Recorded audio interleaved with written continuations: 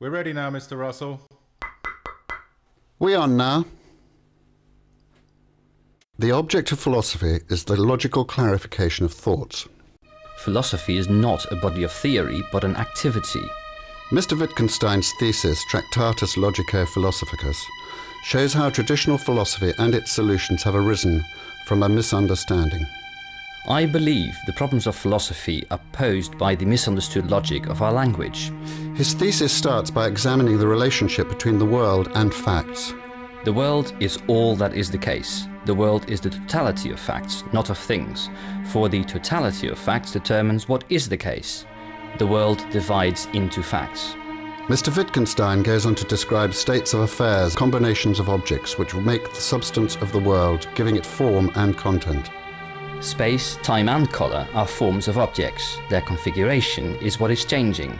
In a state of affairs, objects fit into one another like links in a chain. Form is the possibility of structure. Mr. Wittgenstein then addresses the relationship between states of affairs and reality. The existence and non-existence of states of affairs is reality. And it is the sum total of reality which is the world. That is, I believe, logically correct. Mr. Wittgenstein next analyzes the relationship between pictures and the world, describing pictures as models of reality. A logical picture of facts is a thought. The totality of true thoughts is a picture of the world. He concludes before analyzing the relationship between thoughts and propositions. A thought is a proposition with a sense. The totality of propositions is language. All philosophy is a critique of language. And Mr. Wittgenstein is quick to remind us that everyday language is a part of the human organism and no less complicated than it. He goes on to describe propositions. A proposition is a model of reality as we imagine it. He applies to propositions the terms either true or false, in virtue of being pictures of reality. Philosophy must set limits to what can be thought and, in doing so, to what cannot be thought.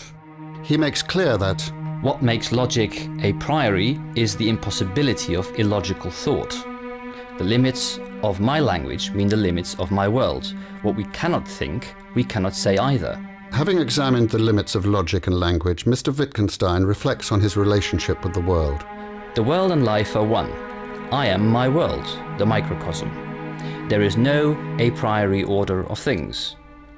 The philosophical self is not a human being, not the human body or the human soul with which psychology deals, but rather the metaphysical subject, the limit of the world, not a part of it. Next, Mr. Wittgenstein turns to the role of logic in philosophy. The propositions of logic describe the scaffolding of the world, or rather they represent it. They have no subject matter. The exploration of logic is the exploration of everything that is subject to law. Outside logic, everything is accidental. The only necessity that exists is logical necessity. His thesis concludes with an examination of the mystical drawn from the doctrine of pure logic. Propositions can express nothing that is higher. The world of the happy man is a different one from that of the unhappy man. How things are in the world is a matter of complete indifference to what is higher. God does not reveal himself in the world. It is not how things are in the world that is mystical, but that it exists. To view the world sub specie aeterni is to view it as a whole, a limited whole. Feeling the world as a limited whole, it is this that is mystical. If a question can be framed at all, it is also possible to answer it. Even when all the possible scientific questions have been answered, the problem of life remains completely untouched.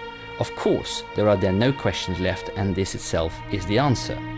The solution of the problem of life is seen as the vanishing of the problem.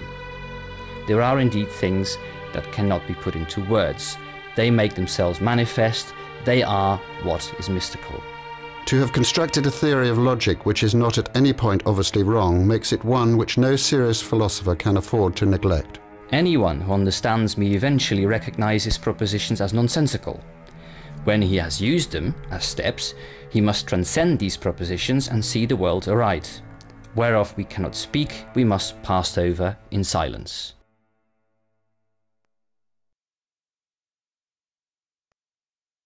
He makes clear that Cut.